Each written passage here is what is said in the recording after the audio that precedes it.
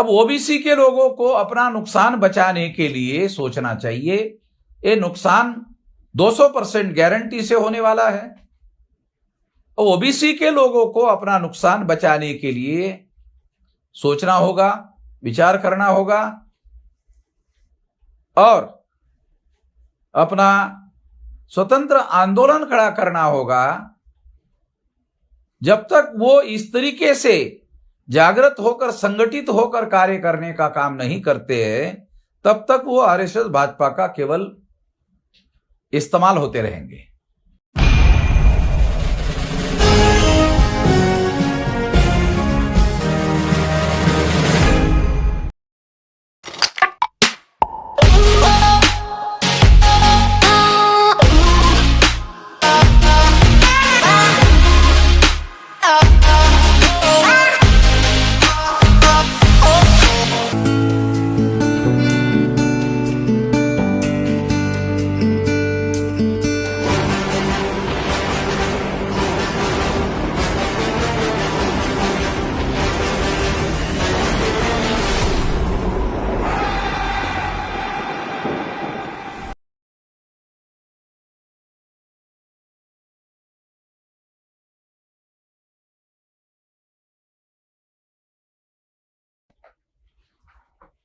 महाराष्ट्र में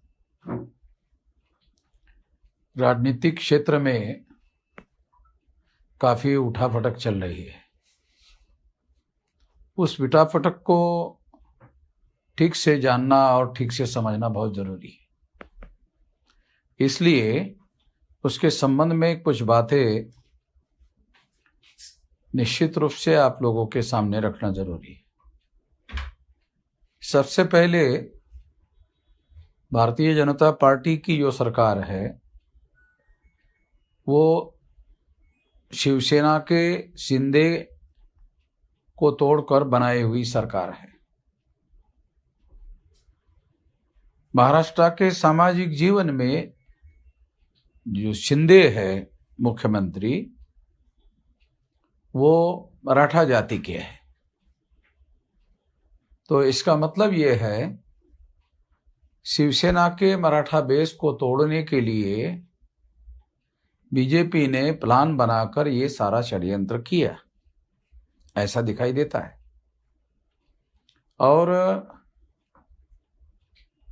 उसकी वजह से जो महाविकास आघाड़ी की सरकार है वो सरकार जाने का कारण बन गया।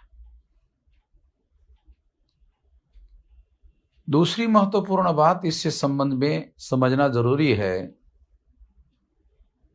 बीजेपी ने सरकार तो बनाई, उसके बाद उन्होंने इस बात की समीक्षा की और उनको ऐसा पता चला कि शिंदे को हमने मुख्यमंत्री तो बनाया, मगर क्या शिंदे महाराष्ट्र के मराठा वोटों को बीजेपी को ट्रांसफर कर सकते हैं? तो बीजेपी और आरएसएस के लोगों का आकलन है कि शिंदे मराठा लोगों के वोटों को बीजेपी को ट्रांसफर करने की स्थिति में नहीं है। और अभी तक शिंदे की ये काबिलियत प्रूव नहीं हुई, बल्कि बीजेपी आरएसएस का ये आकलन है कि शिंदे के द्वारा बीजेपी को मराठा वोट ट्रांसफर नहीं किए जा सकते।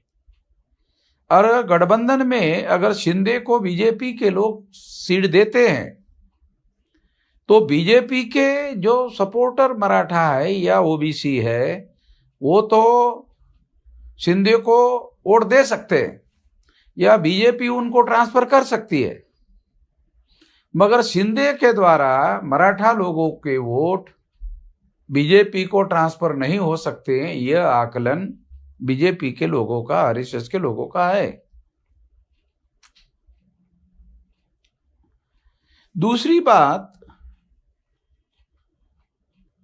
बीजेपी ने शिवसेना को तोड़ने के साथ साथ उन्होंने राष्ट्रवादी कांग्रेस को भी तोड़ने का काम किया और राष्ट्रवादी कांग्रेस के अजित दादा पवार को उन्होंने तोड़ा। तोड़ने के बाद उनको उप मुख्यमंत्री बनाया।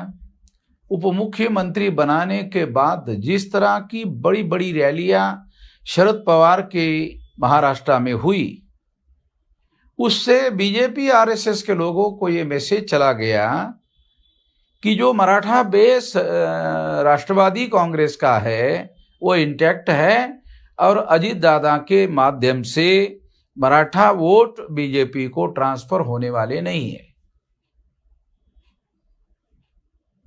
दोनों मराठा शिंदे और अजीत पवार, उनको बीजेपी आरएसएस ने तोड़ा, मगर अब आरएसएस बीजेपी का ये मानना है, ये उनकी समझदारी है, ऐसा उनका आकलन है कि अब ये लोग हमारे लिए केवल लायबिलिटी हो गए हैं, इसका हम लोगों को कोई बेनिफिट नहीं है।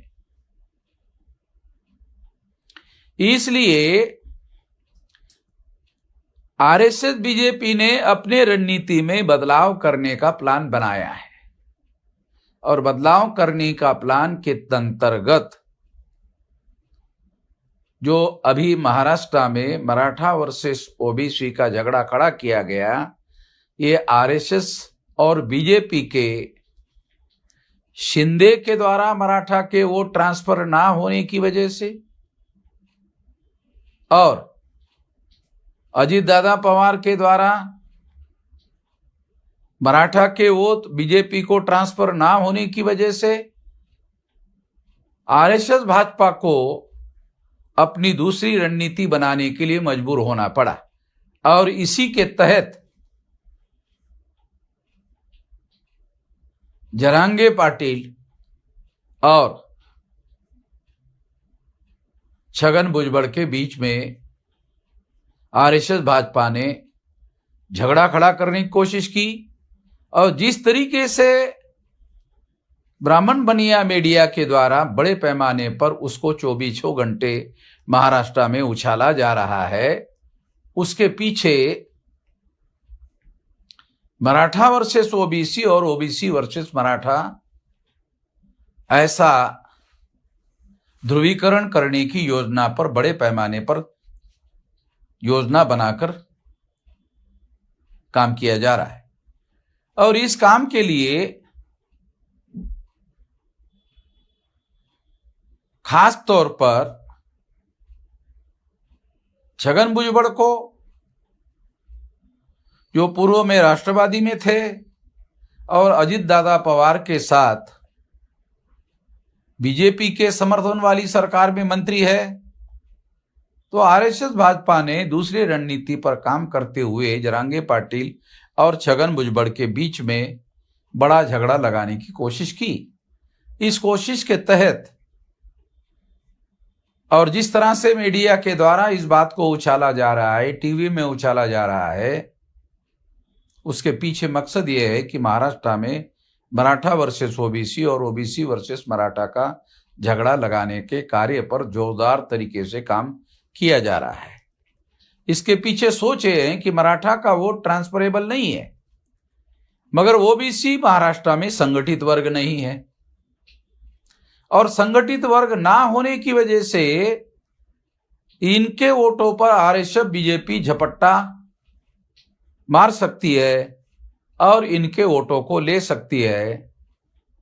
इस रणनीति के तहत ओबीसी के मराठा के विरोध में झगड़ा खड़ा करने के पीछे ये राजनीतिक मकसद दिखाई दे रहा है, ताकि ओबीसी का ध्रुवीकरण करके महाराष्ट्र में ओबीसी का 2024 के चुनाव में इस्तेमाल करने के रणनीति पर आरएसएस भाजपा ने काम शुरू कर दिया है। अब सवाल ये है कि इसमें ओबीसी का क्या फायदा है। मौलिक सवाल महाराष्ट्र के ओबीसी के लोगों को जो विचार करने वाला मामला है वो ये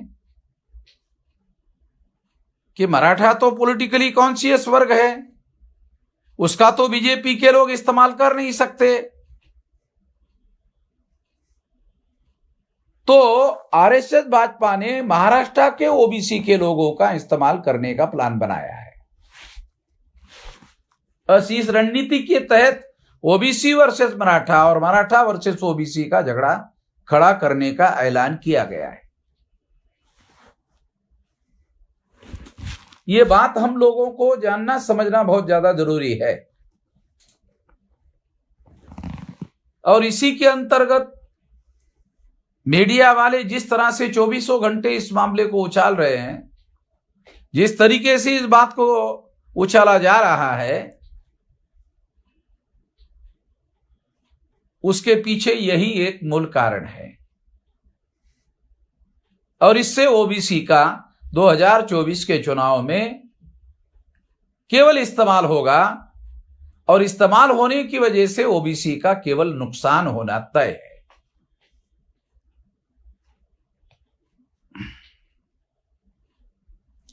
अब ओबीसी के लोगों को अपना नुकसान बचाने के लिए सोचना चाहिए। ये नुकसान 200% गारंटी से होने वाला है। ओबीसी के लोगों को अपना नुकसान बचाने के लिए सोचना होगा, विचार करना होगा और अपना स्वतंत्र आंदोलन खड़ा करना होगा। जब तक वो इस तरीके से जागृत होकर, संगठित होकर कार्य करने का काम नहीं करते हैं, तब तक वो आरएसएस भाजपा का केवल इस्तेमाल होते रहेंगे। ये दिखाई दे रहा है। और ये आने वाले 2024 के चुनाव में आरएसएस भाजपा ने ओबीसी का इस्तेमाल करने का प्लान बनाया है। इसी के तहत ये सारा का सारा झगड़ा लगाया जा रहा है। इससे ओबीसी के लोगों को सावधान रहना चाहिए। अगर ओबीसी को आने वाले समय में निश्चित रूप से अपने हक और अधिकार की लड़ाई लड़नी चाहिए।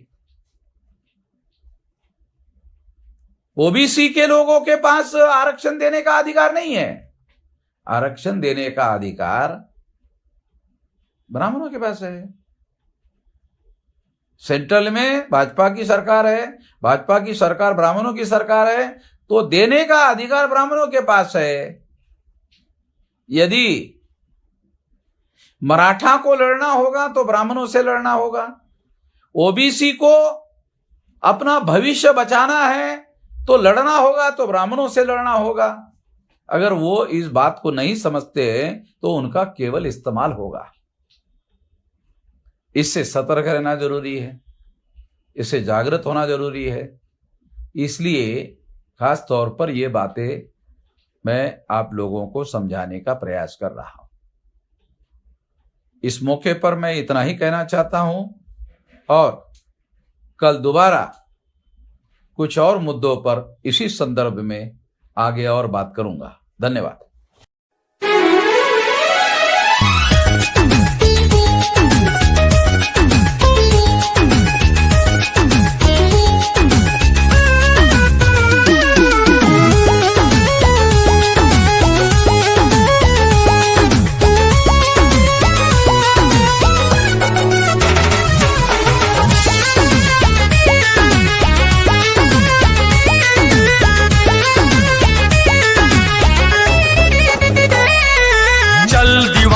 चलता चल, चलता चल तू चलता चल। दुनिया के अन्याय से भीम दीवाने लड़ता चल। चल दीवाने चलता चल, चलता चल तू चलता चल। दुनिया के अन्याय से भीम दीवाने लड़ता चल। नागवंश का नायक है तू, द्रविड़ों का सरदार है। मौर्य वंश का है जुनून तू, भारत का रखवार है। तेरी भुजा में बसा हुआ है, तेरी भुजा में बसा हुआ है चंद्रगुप्त का बाहुबल।